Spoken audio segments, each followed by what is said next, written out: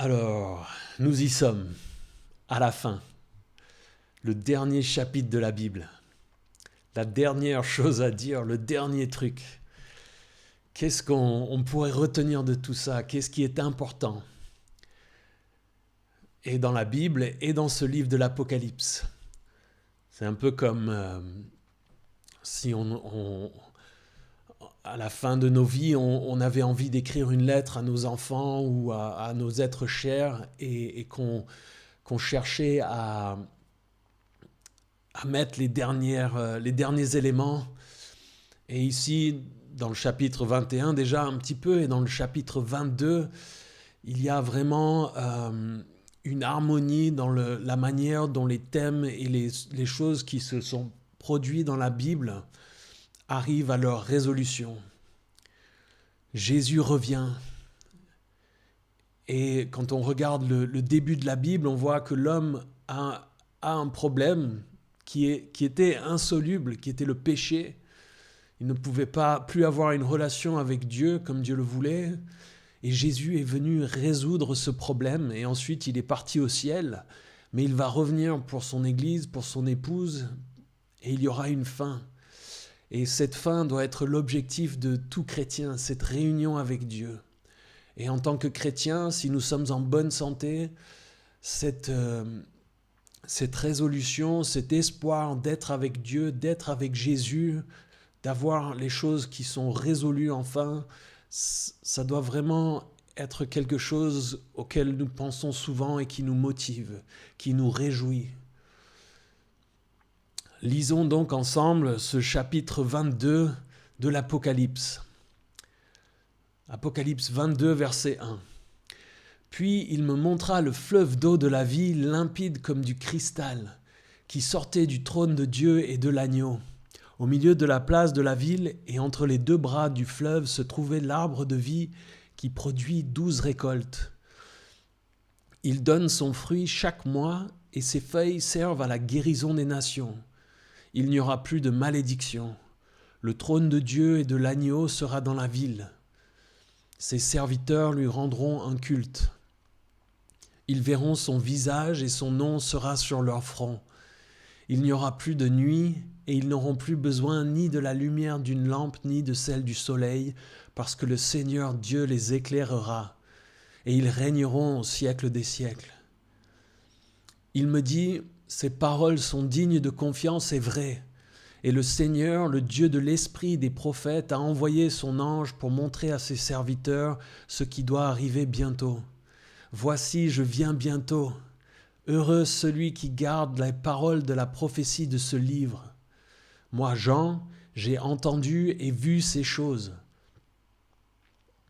Après les avoir entendues et vues, je tombais aux pieds de l'ange qui me les montrait pour l'adorer. Mais il me dit, garde-toi bien de le faire. Je suis ton compagnon de service, celui de tes frères les prophètes et de ceux qui gardent les paroles de ce livre. Adore Dieu. Puis il ajouta, ne marque pas du sceau du secret les paroles de la prophétie de ce livre, car le temps est proche. Que celui qui est injuste commette encore des injustices, et que celui qui est sale se salisse encore, mais que le juste pratique encore la justice, et que celui qui est saint progresse encore dans la sainteté. Voici, je viens bientôt et j'apporte avec moi ma récompense pour traiter chacun conformément à son œuvre. Je suis l'alpha et l'oméga, le premier et le dernier, le commencement et la fin. Heureux ceux qui lavent leurs robes, ils auront droit à l'arbre de vie et ils pourront entrer par les portes dans la ville. Dehors les chiens, les sorciers, ceux qui vivent dans l'immoralité sexuelle, les meurtriers, les idolâtres et tous ceux qui aiment et pratiquent le mensonge. Moi, Jésus, j'ai envoyé mon ange pour vous attester ces choses dans les églises. Je suis le rejeton de la racine de David et son descendant, l'étoile brillante du matin. L'esprit et l'épouse disent « Viens ». Que celui qui entend dise « Viens ». Que celui qui a soif vienne. Que celui qui veut de l'eau de la vie la prenne gratuitement.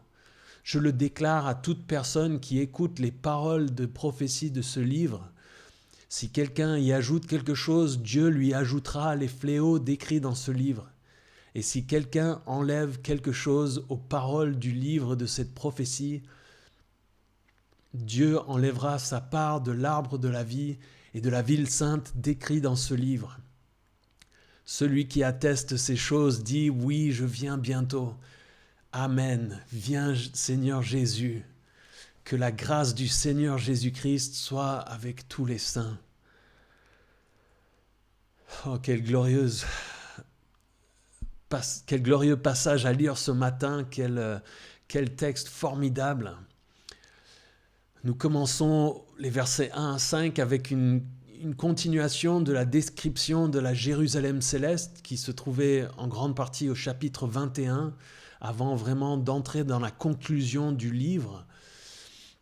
Verset 1, « Puis il me montra le fleuve d'eau de la vie, limpide comme du cristal, qui sortait du trône de Dieu et de l'agneau. » Le fleuve d'eau de la vie. Dans l'Ancien Testament, les prophètes utilisaient souvent l'image d'une rivière pour illustrer la richesse, la provision et la paix. Et une des choses les plus merveilleuses sur la terre, c'est l'eau. Et quand on pense au contexte de beaucoup de l'Ancien Testament et du Nouveau Testament, pour les habitants du Moyen-Orient, dans des pays qui sont souvent désertiques, chauds, pour eux, la vue d'une grande rivière, d'un lac ou d'une mer est l'une des plus belles choses au monde. Et on le comprend, même si de nos jours, on a un petit peu perdu peut-être de la reconnaissance, mais nous, on a des robinets où on peut ouvrir et avoir de l'eau. Mais quand ce n'est pas le cas, alors les rivières, les lacs, même la mer prennent une importance et sont quelque chose d'extrêmement important et qui marque aussi une possibilité de richesse et de vie. Et ici, il y a l'idée qu'il n'y aura absolument pas de manque au ciel. Tout ce dont nous aurons besoin sera présent et disponible en abondance. Et ça nous rappelle les paroles de Jésus qui discutait avec la femme samaritaine qui était venue au puits récupérer de l'eau. Et Jésus lui disait « Celui qui boira de l'eau que je lui donnerai n'aura plus jamais soif, et l'eau que je lui donnerai deviendra en lui une source d'eau qui jaillira jusque dans la vie éternelle. » Jean 4, 14. Et ici, la provision divine est pure, sans aucune pollution. Nous lisons qu'elle est comme du cristal. Ces eaux sont d'une qualité presque inimaginable, comme le reste de la ville que nous avons vu, notamment la semaine dernière, ces pierres précieuses tellement pures qu'elles sont transparentes. Et l'homme n'a jamais vu une ville comme celle-ci, et l'homme n'a encore jamais vu de l'eau comme l'eau qui coule dans cette rivière au ciel. Et cette rivière sort du trône de Dieu et de l'agneau, elle provient directement de Dieu. Et puisque c'est son origine, elle ne peut être que pure, parfaite, abondante. Dans Ézéchiel, il est question d'une rivière qui sort du temple et qui coule jusque dans la mer, dans Ézéchiel 47. Mais il s'agit, je pense, de quelque chose, d'une vision pendant le millénium sur terre. Et c'est peut-être quelque chose qui préfigure cette rivière céleste vue ici. Mais ici, nous avons vraiment la meilleure rivière possible et imaginable. Et l'eau vive, est aussi souvent représentative du Saint-Esprit. Et ce qui est intéressant quand on pense à ces paroles de Jésus et de cette eau vive qui peut être une source en nous et couler, c'est l'Esprit Saint qui peut couler dans nos vies, qui veut nous remplir, qui veut nous satisfaire. Nous pouvons vivre dès aujourd'hui la vie éternelle. Et l'Esprit Saint peut rendre nos vies pleines, abondantes et riches, satisfaisantes. Comme disait Jésus, cette eau peut être une source dans nos vies et nous n'aurons plus soif. Et ça contraste tellement avec les choses de notre monde, ce que Satan essaye de faire, de nous détourner avec le plaisir et avec la richesse. Mais dans ce monde, et lorsque ça vient de Satan, nous ne sommes jamais satisfaits. Il nous en faut toujours un peu plus. Et à la fin, même quand nous avons pris ces choses, c'est la destruction et la mort. L'objectif de Satan. Mais Jésus, lui, veut nous satisfaire pleinement par l'action du Saint-Esprit dans nos vies et dans nos cœurs. Et la vie éternelle commence aujourd'hui déjà avec ça et va continuer jusque dans cette cité de la Jérusalem céleste où il y aura cette rivière qui coulera et nous serons dans l'abondance. Au milieu de la place de la ville et entre les deux bras du fleuve se trouvait l'arbre de vie qui produit 12 récoltes. Il donne son fruit chaque mois et ses feuilles servent à la guérison des nations. La Bible commence avec la création et le jardin d'Éden où se trouve l'arbre de vie. Dans la Genèse 23, versets 22 et 24, on a cette description. Mais l'homme, après avoir mangé de l'autre arbre, l'arbre de la connaissance du bien et du mal, n'a plus accès à cet arbre de vie. Et ici, on va de nouveau avoir accès à cet arbre. Le fait de voir cet arbre à nouveau est une belle image d'une restauration complète et finale de l'homme. L'homme peut retourner à cet arbre dont l'accès lui est refusé depuis la chute dans le péché. Encore une fois, nous avons ici la fermeture, la boucle est bouclée. Et la description continue avec les deux bras du fleuve, le milieu de la place et l'arbre de vie qui produit ses récoltes. Et on a des choses ici qui sont un petit peu difficiles à visualiser. Encore une fois, et notre traduction Second 21 essaie de nous aider. Quand on regarde les autres traductions, on s'aperçoit qu'il y a des nuances qui semblent difficiles à résoudre dans la nouvelle, dans la version Nouveau Français courant. De chaque côté du fleuve se trouve l'arbre de la vie qui donne des fruits 12 fois par année, une fois chaque mois. Ces feuilles servent à la guérison des peuples. Dans la NBS, au milieu de la grande rue de la ville et sur les bords du fleuve, un arbre de vie produisant 12 récoltes, etc., etc. Et on s'aperçoit qu'il s'agit soit d'un immense arbre qui a les racines un peu de part et d'autre de la rivière et de cette place centrale ou de cette rue principale, soit il y a plein d'arbres du même type, des arbres de vie qui sont plantés de part et d'autre du fleuve. Et encore une fois, on a le sentiment qu'il manque à Jean des mots et des expériences pour lui permettre de décrire correctement ce qu'il est en train d'observer. Et avec toute cette description, on peut se demander s'il s'agit d'arbres vraiment ou s'il s'agit de choses qui ressemblent à des arbres, des rivières, la place, les fruits, les feuilles. Le ciel est sans doute très différent de notre monde, mais apparemment il y a des ressemblances. Et sans doute qu'une fois au ciel, face à ces choses, nous dirons « Ah oui, une rivière », nous comprendrons ce que Jean avait décrit. Et ces arbres donnent du fruit chaque mois. Alors ça fait poser la question de se dire « Mais est-ce qu'il y a une dimension temps au ciel ?» On pense et on dit souvent que Dieu est en dehors du temps, est en dehors de cette dimension. Et d'après cette description, il semblerait qu'il y ait une notion de temps, mais sans doute différente de celle que nous connaissons sur Terre. Et nous ne serons certainement pas affectés négativement par le temps comme dans le monde où nous vivons en ce moment. Il y a aussi une question que peut-être vous vous posiez et qui semble avoir une réponse ici. Est-ce que nous mangerons au ciel ? Moi, j'espère bien qu'on pourra manger au ciel. On aime bien manger, j'aime bien manger. Et on pourrait se dire, mais est-ce qu'au ciel, on va... Encore une fois, les images parfois que nous nous faisons du ciel, d'être assis tout seul sur un nuage, perdu dans un coin avec une harpe et sans rien à faire, ne me semble pas en accord du tout avec ce que la Bible nous présente ici. Il y a l'idée de fruit qui semble être quelque chose de bon à manger. Et les commentateurs révèlent plusieurs points dans la Bible, disent que Jésus, dans son corps ressuscité, a mangé avec les disciples, qu'ils se sont fait un petit barbecue sur la plage avec du poisson et que Jésus a mangé. Il y a aussi décrit le fait que des anges qui sont venus voir Abraham dans l'Ancien Testament, dans la Genèse 18, ont mangé avec Abraham. Et encore une fois, la rencontre entre Jésus et son peuple est décrite comme un repas de mariage.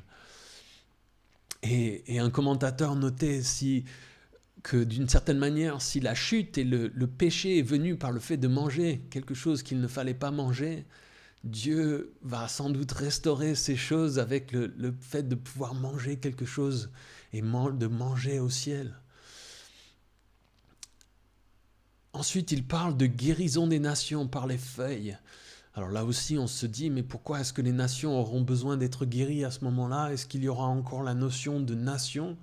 Et ce sont de bonnes questions pour lesquelles on n'a pas tout à fait de réponse. Il est important de noter que le mot qui est traduit par guérison, c'est le mot thérapéo qui nous donne thérapeutique et qui traduit l'idée de guérir en français, mais qui peut aussi avoir l'idée simplement de donner la santé ou d'invigorer, de donner de la force. Et il faut peut-être voir ici l'idée que ces feuilles donnent la vie aux nations, les rendent, les stimulent, plutôt que l'idée de guérison. Ensuite, verset 3, quelque chose d'extrêmement beau, il n'y aura plus de malédiction. Le trône de Dieu et l'agneau sera dans la ville, ses serviteurs lui rendront un culte. Il n'y aura plus de malédiction. Quelle est la malédiction que nous subissons actuellement? Depuis la chute, le péché, l'homme et la création existent sous cette malédiction décrite dans la Genèse 3. Il y a la difficulté de l'accouchement, il y a les luttes entre hommes et femmes, il y a la difficulté et la futilité du travail pour vivre, et surtout il y a la mort. Et pendant le millénium, il semble que certains éléments de cette malédiction seront encore présents, même si Jésus les réduira grandement par son règne parfait. Mais sur la nouvelle terre et dans ce nouveau ciel, cette malédiction n'est plus. Et au lieu de la malédiction et de la corruption, le trône de Dieu se trouve présent au milieu. Quel échange merveilleux! Ce trône de Dieu et de l'agneau, ce sera l'endroit le plus merveilleux. Un trône de justice et de grâce, de miséricorde. Le royaume parfait du ciel sera dirigé depuis cet endroit, mais sans aucune crainte pour les croyants. Moi qui ai 2 enfants en bas âge, je pense que ce sera comme lorsque mes enfants viennent me voir. Quand je suis assis dans un fauteuil à la maison et qu'ils viennent me voir, ils savent qu'il n'y a que des éléments positifs. Malheureusement, ce n'est pas toujours le cas pour nos pères terrestres, mais notre Père céleste, Jésus, va nous accueillir toujours de manière parfaite, les bras ouverts, avec son amour parfait. Ce sera le fauteuil de notre Papa céleste auquel nous aurons toujours accès. Et ses serviteurs lui rendront un culte. Il y aura du travail, un service au ciel. Nous serons des serviteurs. Mais ce sera une bénédiction parfaite, pas un travail difficile et maudit comme actuellement. Parfois, nous lisons la Bible, certains pensent que le travail est venu suite à la chute. Non, la Bible nous présente Adam qui avait des choses à faire dans le jardin avant le péché. Et en fait, on sait, même si parfois on essaie de l'oublier, que le travail peut nous permettre de nous épanouir et d'être satisfait de nos vies, satisfait de ce que nous produisons avec notre temps et nos efforts. Et le ciel, encore une fois, ne sera pas un endroit de loisirs passifs et paresseux. Non, ce sera un endroit de service centré sur Dieu et qui nous permettra chacun d'être parfaitement épanoui. Certains commentateurs allaient jusqu'à dire Dieu a créé chacun d'entre nous avec des particularités, des tendances, des choses que nous aimons faire, des choses pour lesquelles nous sommes doués. Et ces commentateurs disaient peut-être qu'au ciel, nous serons enfin en mesure de vraiment avoir un travail et un rôle qui nous permettent de nous épanouir pleinement par rapport à comment Dieu nous a créés. Quelle idée magnifique de dire que si vous vous posez la question pourquoi est-ce que j'ai été créé, au ciel, on aura la réponse et on sera pleinement en mesure de vivre parfaitement pour la raison pour laquelle chacun d'entre nous a été créé. Et verset 4, ils verront son visage et son nom sera sur leur front. Ils verront son visage, nous indique encore une fois que le ciel sera un endroit de communion intime, de connaissance profonde de Dieu lui-même pour le peuple de Dieu. Nous voyons dans Exode 33, il y a une histoire où Moïse n'a pas le droit de voir Dieu en face, et Dieu lui permet de le voir par derrière, de voir son dos, et après ça, Moïse en a le visage qui devient littéralement lumineux. Combien notre expérience au ciel va être glorieuse, de pouvoir voir Dieu, de voir Jésus face à face. Nous allons pouvoir comprendre Jésus, son cœur, son âme, son caractère, spirituellement, mais aussi son amour, son œuvre. Tout ce qu'il est d'une manière qui nous est complètement impossible aujourd'hui. Nous en comprenons une petite partie aujourd'hui. C'est Paul qui disait dans 2 Corinthiens 4, le verset 6, « En effet, le Dieu qui a ordonné que la lumière brille au sein des ténèbres a aussi fait briller sa lumière dans notre cœur pour faire resplendir la connaissance de la gloire de Dieu dans la personne de Jésus-Christ. » Et donc nous avons une connaissance déjà de Dieu et de Jésus qui doit resplendir dans nos vies. Mais Paul annonçait aussi qu'il nous faudra attendre d'être au ciel pour avoir une connaissance plus complète. Il disait dans 1 Corinthiens 13, verset 12, « Aujourd'hui nous voyons au moyen d'un miroir, de manière peu claire, mais alors nous verrons face à face. Aujourd'hui je connais partiellement, mais alors je connaîtrai complètement, tout comme j'ai été connu. » Et c'est bien sans doute la chose la plus merveilleuse au ciel, connaître Dieu le Père, Dieu le Fils et Dieu le Saint-Esprit d'une manière si profonde. Ce sera la plus grande bénédiction du ciel, la crème de la crème, la cerise sur le gâteau, le ciel au ciel. Et son nom sera sur leur front. Nous serons à jamais identifiés par notre appartenance à Dieu. Un pasteur que j'écoutais disait que c'était mieux que ce soit écrit sur son front, parce qu'il disait que sinon nous passerions notre temps à regarder, par exemple si c'était écrit sur notre poignet, on regarderait tout notre temps à nous émerveiller en regardant la marque d'appartenance sur notre poignet. Et il comparait ça un petit peu aux gens qui achètent une belle montre, une Rolex, et qui passent leur temps à regarder leur belle montre. Et ici, c'est intéressant et important, je pense, de penser à nos frères et sœurs en Christ comme étant identifiés avec Jésus, de visualiser cette marque d'appartenance. Et en fait, c'est quelque chose que nous faisons dans nos vies, mais malheureusement pas assez souvent, je pense, avec nos frères et nos sœurs. Aujourd'hui, si vous croisez dans la rue un policier qui a son badge, qui a sa tenue, vous allez vous comporter d'une certaine manière. Normalement, en théorie tout du moins, nous allons lui accorder un respect et nous allons le traiter d'une certaine manière à cause de cette marque d'appartenance. Ou si nous avons quelqu'un qui est un représentant du gouvernement, un ambassadeur ou quelque chose comme ça, qui a une marque ou quelque chose de visible qui l'identifie dans son rôle, ça va changer notre manière de nous comporter vis-à-vis de cette personne. Et en fait, nos frères et sœurs en Christ ont cette même appartenance et même une plus grande importance. Et nous devrions travailler pour voir chacun d'entre nous, comme si Jésus était à leur côté. Combien de fois, moi, si je visualisais mon frère ou ma sœur en Christ comme si Jésus était présent debout à côté d'eux, est-ce que ça aurait changé ou est-ce que ça changera ma manière de me comporter vis-à-vis de mon frère ou de ma sœur en Christ? Et d'ailleurs, souvent, on se voit, je me vois moi couvert par la justice et la grâce de Jésus.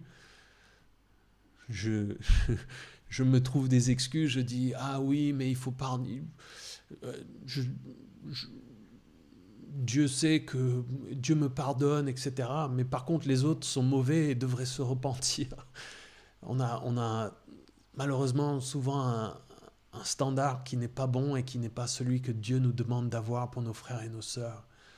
Et nous allons tous avoir cette marque d'appartenance et nous l'avons déjà en fait par le Saint-Esprit qui nous marque comme un sceau. Et ça doit changer la manière dont nous nous comportons vis-à-vis de nos frères et nos sœurs, comment nous aimons les uns les autres. Verset 5, il n'y aura plus de nuit et ils n'auront plus ni besoin de la lumière d'une lampe ni de celle du soleil parce que le Seigneur Dieu les éclairera et ils régneront au siècle des siècles. Plus de nuit. Il semble que le concept même d'obscurité, de nuit, disparaît au ciel. Il n'y aura plus de ténèbres du tout. Et la lumière sera en quelque sorte redéfinie puisqu'il n'y aura plus de choses artificielles. C'est Dieu qui éclairera directement tout. C'est quelque chose que j'ai du mal à saisir en fait. Et avec l'idée aussi du soleil, de la lumière, du soleil, il y a aussi l'idée de quelque chose qui nous chauffe, qui nous réchauffe, qui est agréable, dans laquelle on aime se baigner. Et ils régneront à jamais. Il y a la question d'un règne du peuple de Dieu, des croyants pendant le millénium, mais ici ce sera encore mieux puisqu'il n'y aura pas de fin.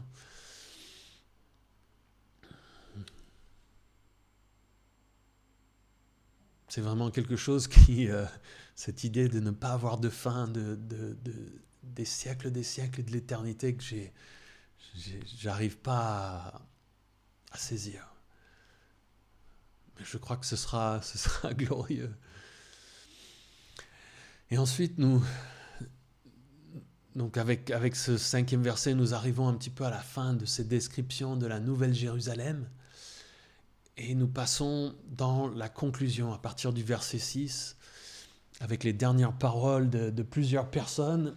Et il n'est pas toujours clair de savoir qui parle, mais il y a 3 choses, je pense, qui reviennent. Il y a l'idée de l'authenticité du message, il y a une invitation à y répondre, et il y a une mise en garde. Verset 6, il me dit, ces paroles sont dignes de confiance et vraies, et le Seigneur, le Dieu de l'esprit des prophètes, a envoyé son ange pour montrer à ses serviteurs ce qui doit arriver bientôt. L'ange qui avait montré ces choses à Jean veut l'assurer que ces paroles ne sont pas trop belles pour être vraies. Elles sont dignes de confiance et vraies. Aujourd'hui, à notre époque des fake news et des réseaux sociaux, nous comprenons l'intérêt de paroles dignes de confiance et vraies. J'ai en ce moment souvent soif de ce genre de paroles et d'écrits. Si vous êtes fatigué, lassé de ne pas savoir si les médias vous disent des choses vraies, lisez votre Bible. Réjouissez-vous dans le fait que Dieu vous dit la vérité. Ces paroles sont dignes de confiance et vraies. Il veut montrer à ses serviteurs ce qui doit arriver bientôt. Encore une fois, ces choses ont été écrites il y a longtemps maintenant pour nous. Et parfois, ça peut nous faire douter, surtout face à une telle affirmation. Et encore une fois, je le répète, comme nous l'avons déjà dit dans cette étude, la traduction du mot « bientôt » pourrait aussi être « soudainement ». C'est-à-dire que ces choses vont arriver soudainement. Que quand ça va démarrer, ça va se dérouler soudainement. Et on peut se dire, l'Église du 1er siècle semblait attendre Jésus rapidement à leur époque. Alors est-ce qu'ils se sont trompés ? Non, je ne pense pas. Je pense que le message de Jésus, de la Bible, est tout simplement d'être prêt. Dieu veut que tous les chrétiens soient prêts, quelles que soient les circonstances et les temps. Et ici, on pourrait dire que parfois nous visualisons l'histoire comme une ligne droite qui se dirige vers une falaise, un précipice, de manière perpendiculaire. Et on se dit, quand est-ce qu'on arrive à cette falaise ? Mais en fait, je pense qu'il serait mieux de voir l'histoire comme une ligne qui est parallèle au précipice. comme si on était en train de longer depuis l'époque de Jésus et le moment où il est allé au ciel, qu'en fait nous sommes sur le bord du précipice et que nous le longeons dans le temps. Et que l'idée, c'est qu'on doit être prêt parce que le moment où ça va basculer, ça va se produire rapidement, de manière soudaine. Et qu'une fois qu'on va basculer, ça va être la chute. Et avec cette idée, là aussi, ça donne cette impression que si vous vous baladez le long d'un rebord de falaise, il faut que vous soyez prêts, que vous soyez vigilants, que vous soyez sur vos gardes. Vous ne voulez pas vous endormir, vous ne voulez pas détourner l'attention et vous occuper d'autre chose si vous êtes sur le bord d'une falaise ou le bord d'un gratte-ciel. Non, vous allez garder beaucoup d'attention sur le fait que vous marchez comme il faut, de manière droite. Et de la même manière, en tant que chrétiens, nous devons vivre comme Jésus nous demande de vivre. Marcher en tant que chrétiens comme nous devons marcher. Et l'histoire du plan de rédemption est intimement associée à cette idée d'imminence de la fin. Et ici, c'est intéressant parce qu'il dit « Ces paroles sont dignes de confiance, c'est vrai. » Est-ce que nous faisons confiance à ces paroles? Est-ce que nous les considérons comme vraies? Si oui, nous devons obéir et nous devons les considérer d'une manière qui change nos vies. Ensuite, il dit « Voici, je viens bientôt. Heureux celui qui garde les paroles de la prophétie de ce livre. » Je veux être heureux. Est-ce que vous voulez être heureux? Alors, qu'est-ce que ça veut dire de garder les paroles de la prophétie de ce livre? Il y a ici une idée importante, essentielle, et qui peut aussi être une mise en garde. Ces choses, l'Apocalypse, ces prophéties, ne doivent pas être simplement des sujets de débat, des idées dont on discute, mais des paroles que nous gardons. D'autres traductions nous disent « Heureux ceux qui obéissent à ces paroles » ou ceux qui prennent ces paroles au sérieux. Ces paroles de prophétie sont des paroles qui doivent influer sur nos vies, sur comment nous vivons, sur nos motivations, etc. Ces paroles doivent nous inciter à croire Dieu et à lui obéir en appliquant cette vérité à comment nous vivons. Et ça s'applique aux paroles de la prophétie de l'Apocalypse, évidemment, mais je pense que ça s'applique bien entendu au reste de la Bible. Et ensuite, verset 8, « Moi, Jean, j'ai entendu ces choses et j'ai entendu et vu ces choses. Après les avoir entendues et vues, je tombais aux pieds de l'ange qui me les montrait pour adorer. » Bis repetita. Comme dans Apocalypse 19, verset 10, Jean est tellement submergé d'émotions face à ces choses qu'il adore un ange par erreur. On avait vu ça donc dans l'Apocalypse 19 et il faut se rappeler encore une fois que la Bible nous dit que nous devons adorer Dieu et pas des êtres créés, aussi magnifiques soient-ils. Les anges sont des êtres créés au même sens que nous et sont des serviteurs. On va voir dans ce qu'il dit juste après, on est des serviteurs ensemble avec les anges. Et nous avions dit au chapitre 19 que c'était d'ailleurs l'une des caractéristiques de Jésus dans son comportement qui nous fait dire qu'il est Dieu, le fait qu'il accepte l'adoration de la part d'anges mais aussi de la part d'hommes dans la Bible. Et l'ange reprend Jean, verset 9, et lui dit « Garde-toi bien de le faire, je suis ton compagnon de service, celui de tes frères, les prophètes, et de ceux qui gardent les paroles de ce livre. Adore Dieu. » L'ange lui dit « Non !» Il dit « Je suis serviteur de Dieu. » Les anges sont différents de l'homme, mais pareil dans le sens où les anges ne sont pas Dieu, et les anges servent Dieu comme l'homme est appelé à le faire. Et il ne faut surtout pas louer les anges, qui sont des êtres célestes, sans doute magnifiques. Et s'il ne faut pas louer les anges, il ne faut pas louer des êtres humains. Nous pourrions noter par exemple l'idée de Marie, qui n'est jamais décrite comme étant autre chose qu'un être humain. Lui rendre une adoration comme à Jésus est une grande erreur et en opposition claire avec les écrits, avec la Bible. Et il est bon aussi de noter qu'une vision glorieuse du ciel, Jean a vu des choses exceptionnelles, mais ça ne garantit pas une doctrine correcte, un enseignement propre, ni une obéissance correcte à Dieu. Et ça doit être une mise en garde pour nous. Quelqu'un à qui Dieu peut donner une vision, une révélation surnaturelle, reste un être humain et doit accorder le reste de sa vie, de son comportement, de sa doctrine avec la Bible.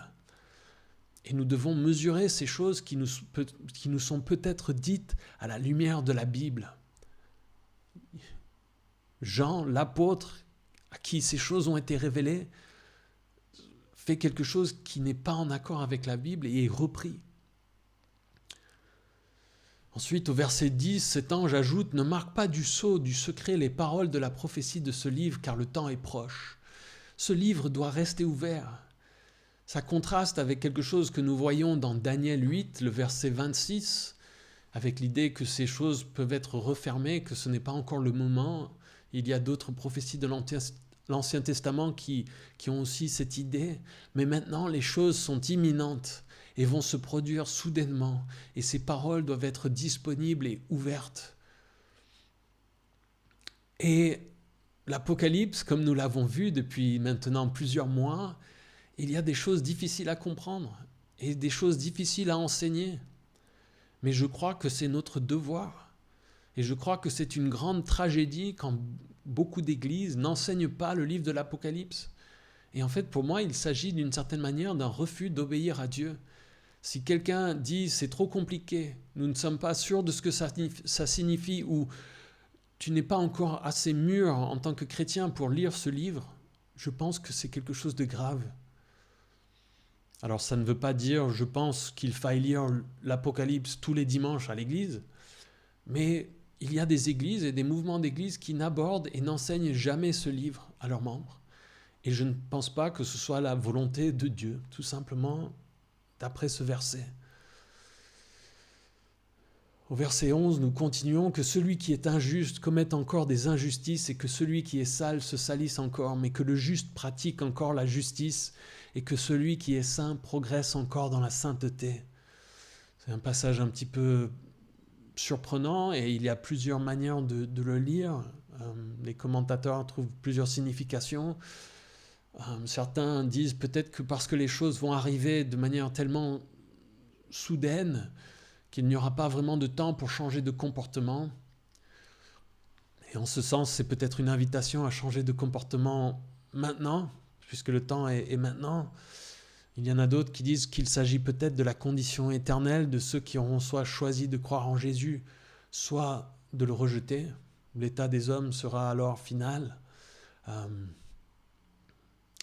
Et il y a peut-être finalement, et je trouve ça peut-être le plus intéressant, l'idée que si vous avez lu l'Apocalypse et que ça ne vous donne pas vraiment envie de vivre en obéissance à Dieu, de choisir Jésus, alors rien ne va vraiment vous changer.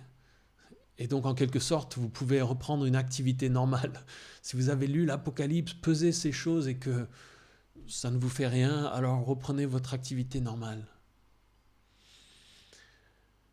Verset 12. « Voici, je viens bientôt et j'apporte avec moi ma récompense pour traiter chacun conformément à son œuvre. » Je viens bientôt. Jésus le répète et le martèle même. Nous devons être prêts pour son retour, qui se fera de façon soudaine.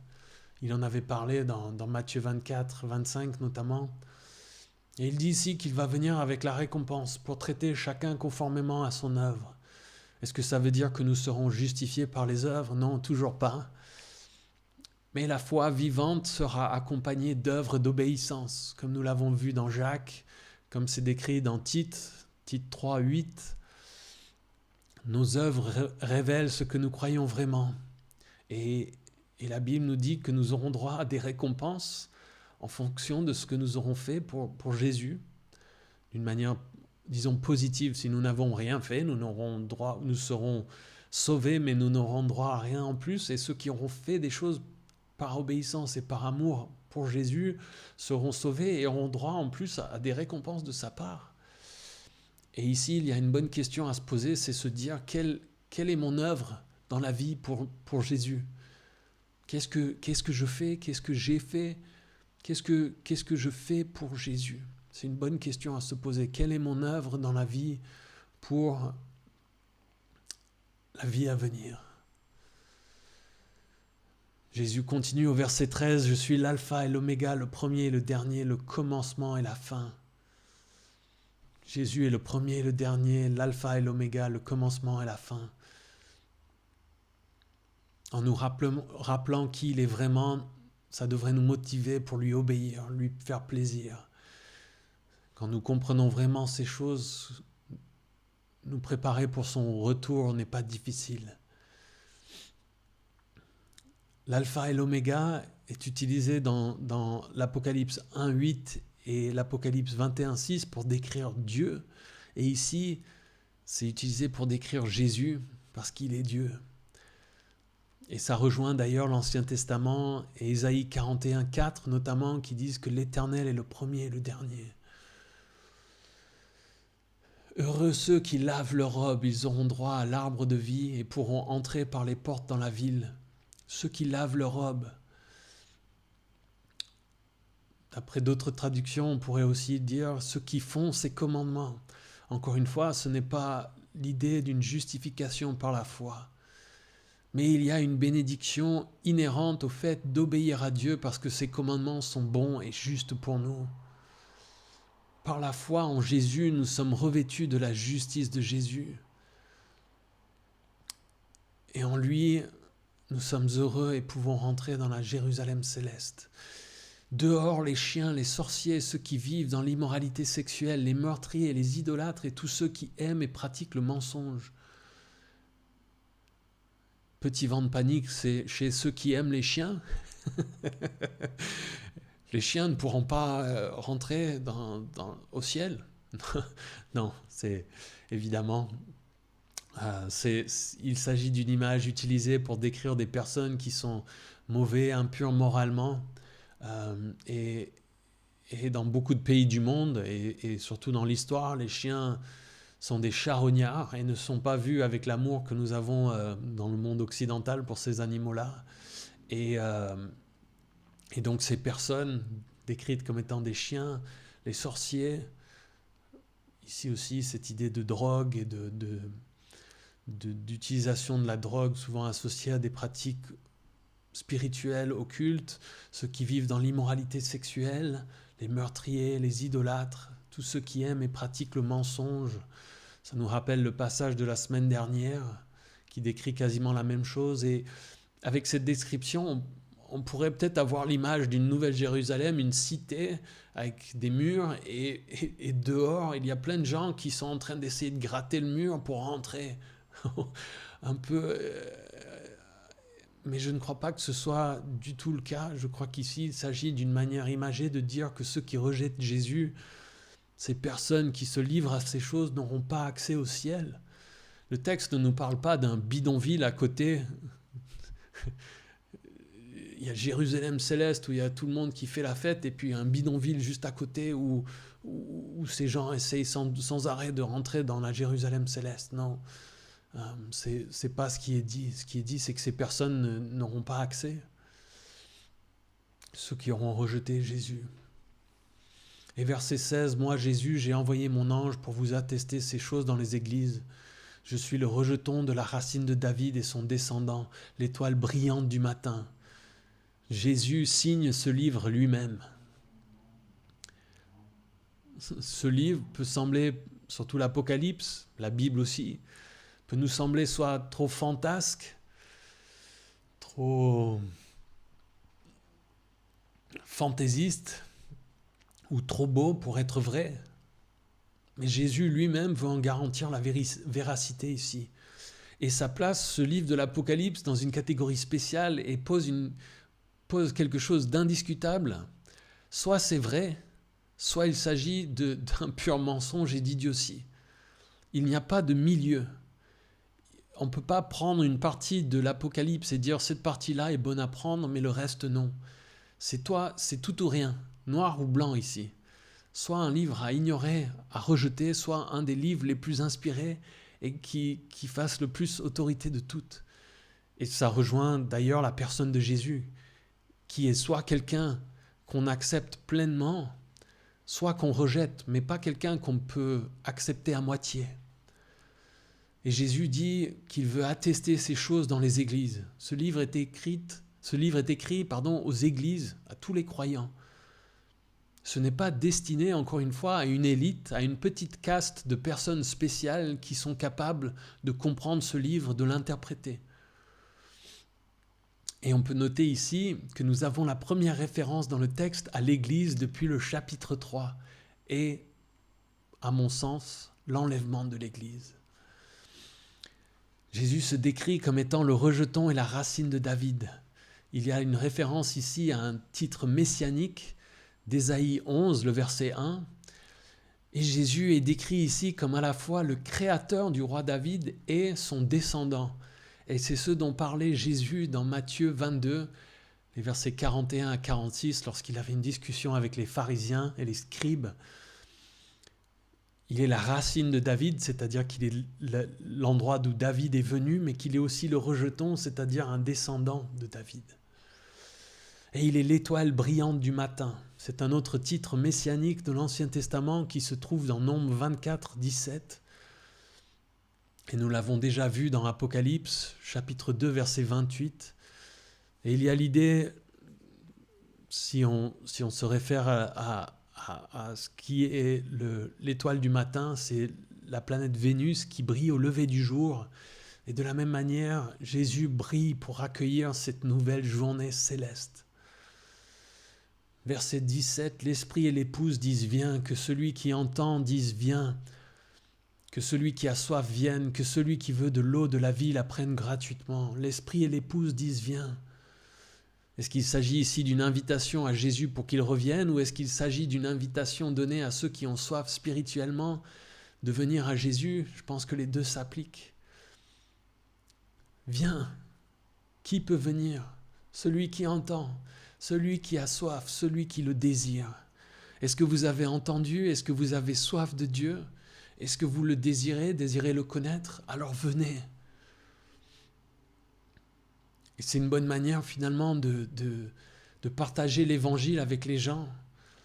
Si vous n'avez pas tous les arguments, si vous n'avez pas forcément réponse à toutes les questions, dites à ces gens de venir à l'église, à des choses qui se passent avec le corps de Christ, que ce soit le dimanche matin, des réunions de prière, d'autres moments. Vous pouvez simplement dire, viens voir ce qui s'y passe.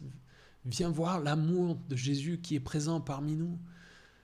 Viens voir Jésus, son corps, finalement. Et ici, que celui qui veut de l'eau de la vie la prenne gratuitement. Il y a une invitation ouverte à recevoir le salut en Jésus. Il ne rejettera personne qui viendra à lui. Il y a là une opportunité, mais aussi une responsabilité. Si nous le rejetons, nous ne pourrons nous en prendre qu'à nous-mêmes. Et cette offre est vraiment quelque chose de glorieux. N'importe qui peut venir et prendre de cette eau gratuitement. Il n'y a pas de condition.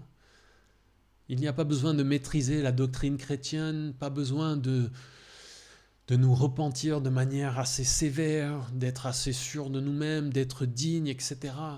Qui veut, quiconque. Il n'y a pas de condition ici, pas de limite, c'est ouvert. Et c'est vraiment aussi simple que ça. Est-ce que vous voulez Jésus et le salut qui se trouve en lui?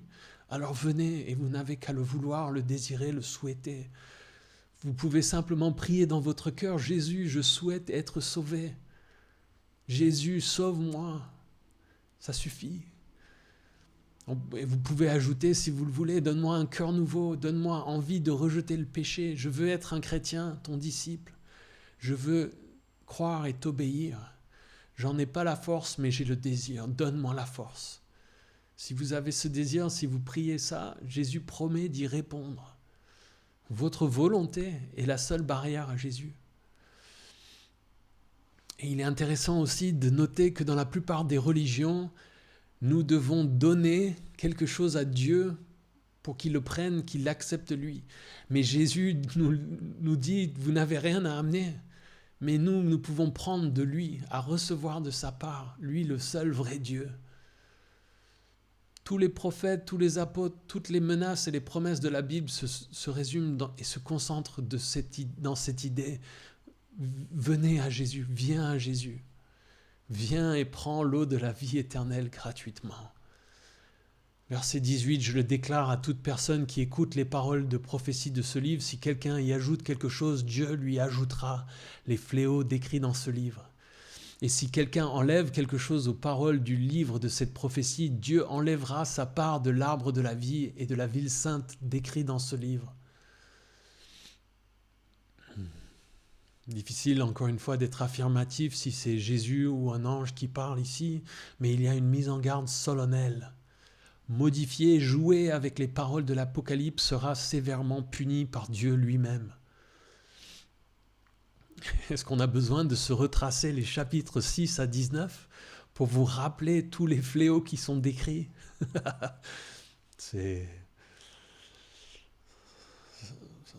Ça nous donne envie de traiter ce livre avec beaucoup de respect. Mais il y a aussi ici une idée implicite qui est que le livre de l'Apocalypse peut être compris.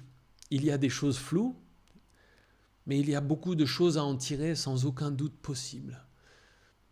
Et nous devons faire attention de ne pas modifier ces choses.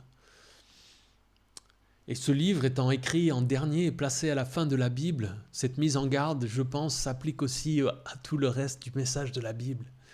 Attention à comment nous annonçons les choses qui se trouvent dans la Bible. Et c'est d'ailleurs triste de penser aux sectes qui ont modifié la Bible.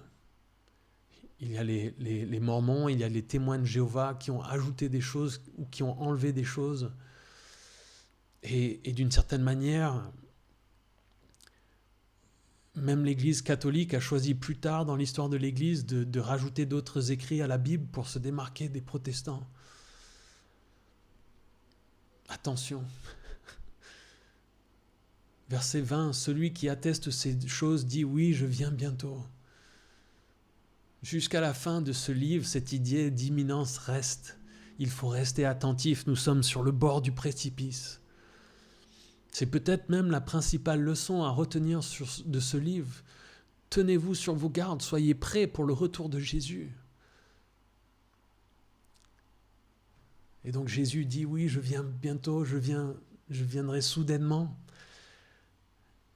Et ici, je pense, c'est Jean qui répond « Amen, viens Seigneur Jésus ».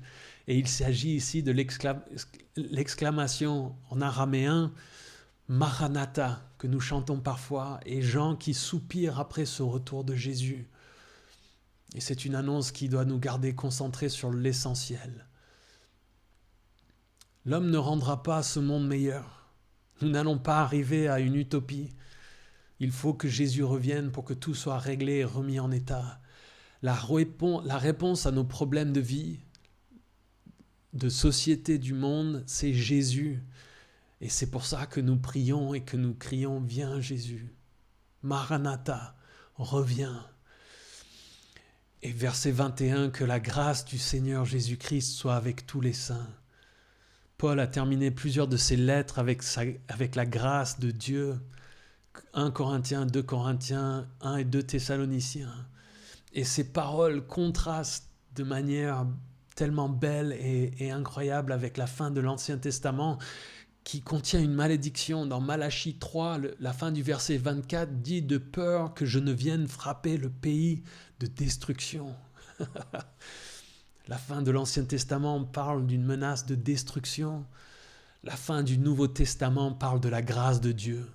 Le fait que nous pouvons recevoir quelque chose gratuitement que nous ne méritons absolument pas. Le salut par la foi en Jésus-Christ. Oh, que c'est beau, que ça doit nous réjouir, que ça doit nous remplir de paix et de joie. La grâce du Seigneur Jésus est avec nous. Nous pouvons recevoir quelque chose que nous ne méritons pas. Et donc nous voulons terminer ce matin avec cette idée. Merci Seigneur pour ta grâce.